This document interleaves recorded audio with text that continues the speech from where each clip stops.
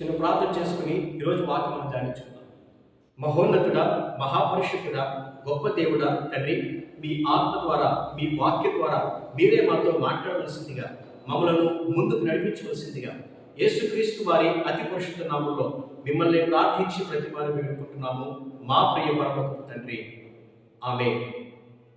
ఈ 40 days prayer fellowship లో 17వ రోజు మన యొక్క వాక్యాంశంగా వెంజెన్స్, ప్రతీకారము అనే అంశాన్ని మనం తీసుకుందాం. ముందుగా ఒక వాక్యం మనం చదువుకుందామండి. రోమపత్రిక 12వ అధ్యాయము 19వ వచనం చూసినట్లయితే, ప్రియులారా, మీకు మీరే పగ తీర్చుకొనక దేవుని ఉగ్రతకు చోటీయుడి. పగ తీర్చుట నా పని, నేనే ప్రతిఫలమునిత్తును అని ప్రభువు చెప్పుచున్నాడని వ్రాయబడి ఉన్నది.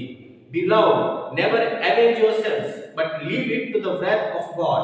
For it is written, vengeance is mine, I will repay, says the Lord. ఏమండి, మరి ఈరోజు దేవుడు ఆయన వాక్యం ద్వారా మాట్లాడుతున్నాడు. మరి వెంజెన్స్ ఈజ్ మైన్, పగ తీర్చుట నా పని అని.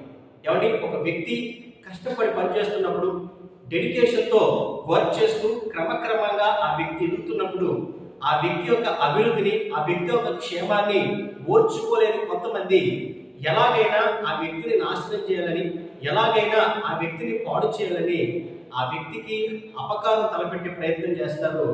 కీడు చేయడం కోసం వారు ప్రయత్నం చేస్తారండి. ఈరోజు మన జీవితంలో కూడా ఒక్కోసారి మన తప్పేమీ లేకపోయినప్పటికీ, మనం ఎలాంటి పొరపాటు, ఎలాంటి మిస్టేక్ చేయకపోయినప్పటికీ, మరి మనల్ని బ్లేమ్ చేయాలని, మనల్ని అవమానపరచాలని, ఏదో విధంగా మనకి హాని చేయాలని మరి కొంతమంది ప్రయత్నం చేయొచ్చు. అలాంటి సందర్భంలో మనం పొందినటువంటి ఆ కీడుని బట్టి అవతల వ్యక్తికి ప్రతి కీడు చేద్దాము అనే ఆలోచనలోకి మనం వెళ్ళకూడదండి.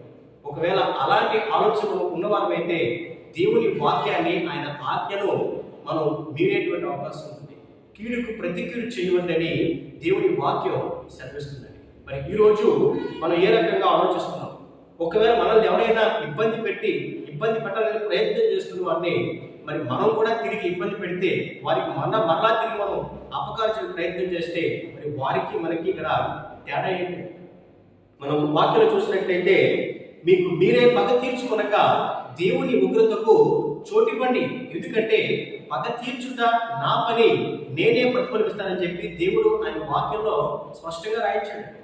బైబిల్ గ్రంథంలో ఆనాడు మనం చూసినట్లయితే, మరి దావీదుకు మంచి పేరు వస్తుందని, అతడు ఒక గొప్ప పరాక్రమశాలుడిగా పిలువబడుతున్నాడని మరి ఓర్చుకోలేకపోయాడు, అసూయకు గురయ్యాడు రాజు అయినటువంటి సౌలు.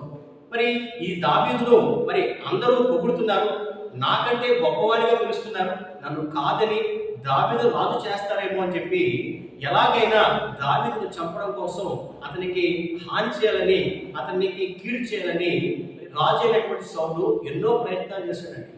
మరి దావీదును చంపడం కోసం ఒక గొప్ప పరివారంతో మరి బయలుదేరాడు. మరి ఎక్కడున్నాడో మరి కనుక్కుంటూ తిరుగుతున్నాడు. మరి ఒక చోట ఒక గుహ దగ్గర అక్కడ అక్కడ రాజు అయినటువంటి సౌలు రెస్ట్ తీసుకుంటున్నాడండి.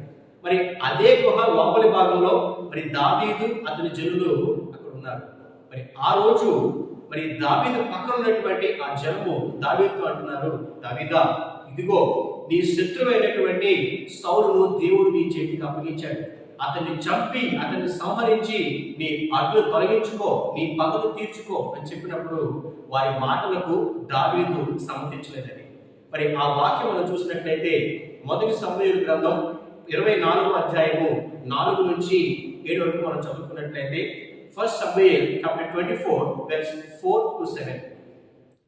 దావీదు జనులు, ఇదిగో నీ దృష్టికి ఏది మంచిదో అది నీవు అతనికి చేయనట్లు నీ శత్రువుని నీ చేతికి అప్పగిత్తునని యెహోవా నీతో చెప్పిన దినము వచ్చినని అతనితో అనగా, దావీదు లేచి వచ్చి సౌలునకు తెలియకుండా అతని పై వస్త్రపు చెంగును కోసెను.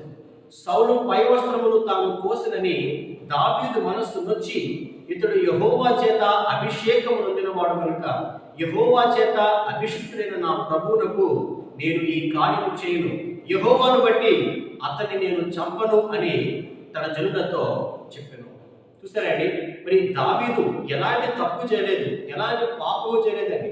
అయినప్పటికీ మరి దావీదును చంపడం కోసం రాజు అయినటువంటి సౌలు ఎన్నో ప్రయత్నాలు చేస్తున్నాడు.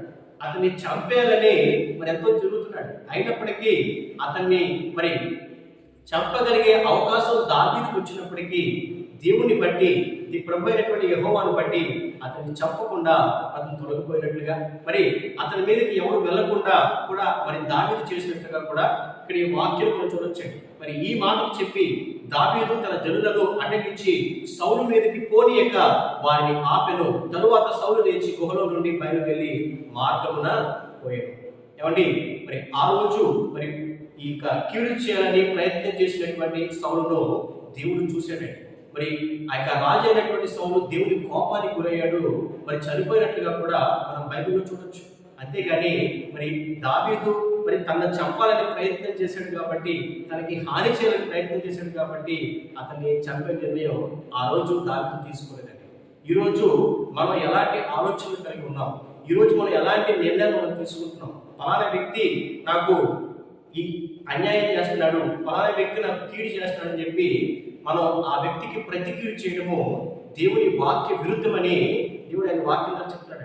మరి యేసుక్రీస్తు ప్రభు చెప్పినటువంటి మాటలు కూడా మనం చూసినట్లయితే మత్తయి సువార్త 5వ అధ్యాయము 38 మరియు 39 చూసినట్లయితే మత్తయి సువార్త 5వ అధ్యాయము 38 and 39 verses అండి. కంటికి కన్ను పంటికి పళ్ళు అని చెప్పబడిన మాట మీరు విన్నారు కదా. నేను మీతో చెప్పున్నదేమనగా, దుష్టుని ఎదిరింపక నిన్ను కుడి చెంప మీద కొట్టువారి వైపునకు ఎడమ చెంప కూడా త్రిప్పుము.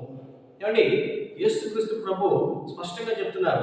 మరి కంటికి కన్ను పంటికి పన్ను అనే మాట మీరు విన్నారు కదా. ఇప్పుడైతే మీ కుడి చెంప మీద కొట్టే వారికి మీ ఎడమ చెంప కూడా చూపించండి. అంటే ఒక శాంతియుతమైనటువంటి మార్గంలో మీరు నివసించండి, మీరు ప్రయాణం చేయండి, కీడుకు ప్రతి కీడు మీరు చేయకండి అని ప్రభువు ఆయన వాక్యం ద్వారా చెప్తున్నాడు. ఇక్కడే మనకు ఒక సందేహం రావచ్చు. ఏమండి, మనకి కీడు చేయాలని ప్రయత్నం చేసే వ్యక్తికి మనం ప్రతి కీడు చేయకపోతే, మనం దాన్ని దేవునికి అప్పగిస్తే ఆ వ్యక్తి దృష్టిలో నేను చేతకాని వాళ్ళు అవుతానేమో అనే సందేహం మనకు రావచ్చు. ఏమండి, మనం నమ్ముకున్నటువంటి దేవుడు భూమి ఆకాశాలను సృష్టించిన దేవుడు, సర్వశక్తి గల దేవుడు. మరి మనం చేయగలిగే దానికంటే కూడా ఆయన 10 చేయగల సమర్థుడండి. కాబట్టి ఆ యొక్క పగ తీర్చుకునుట అనేది అది మనం ఎంత మాత్రం మనం చేయకుండా దాన్ని ప్రభువుకు మనం అప్పగిద్దాం.